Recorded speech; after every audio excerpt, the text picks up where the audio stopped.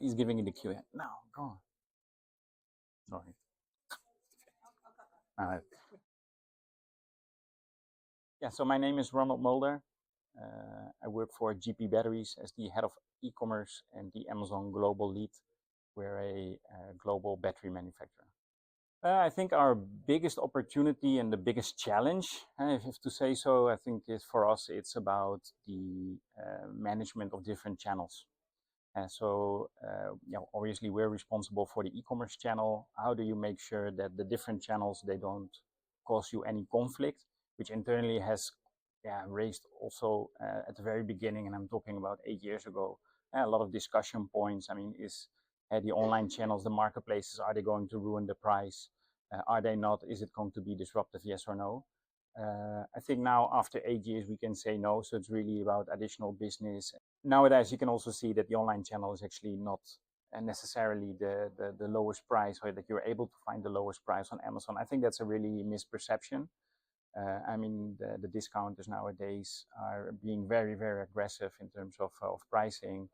Also within our market, you can see far lower prices on the discounters, even the big A brands, which used not to be there for a few years ago, and now all of them are there. So I think that's one of the biggest challenge that we have, and I think we've coped well with it so far. Because the type of product that we sell, I think it's very important to make sure that you are ranked among the first products. And when someone is searching for products, I mean, the customer journey in general for a relatively low involvement good like batteries is very short.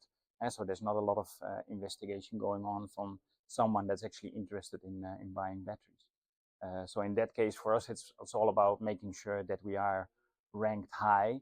And it's really, it's not one single thing that you can highlight, right? It's really the whole package that you need to do correctly in terms of pricing, your review management, your optimization of your content. Having everything set in place is where in the end, where you make sure that you get the right position. And your marketing obviously is very important. So in the end, for me, it comes really down to visibility. I mean, you need to make sure that you have your products visible, because for a low involvement good, people definitely won't go to page number 2, 3, or 5. So you need to be on top of the listing.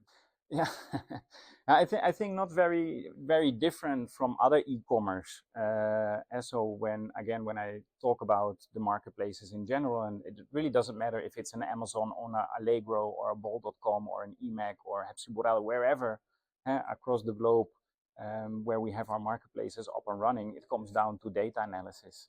And that's not different from having your own website. You need to understand what's happening with your products, but also have a look at your competition. And specifically for Amazon, there's a lot of tools out there that can definitely help you. But in the end, a tool is just a tool, and data is just data. So it's all about how you make sure that you make that data actionable and actually act on it, instead of just having an overload of information and data. And not necessarily. And there's not like a real trend I would like to highlight. I think for us, I mean, just looking at what we are doing, I think there's still a lot of potential out there.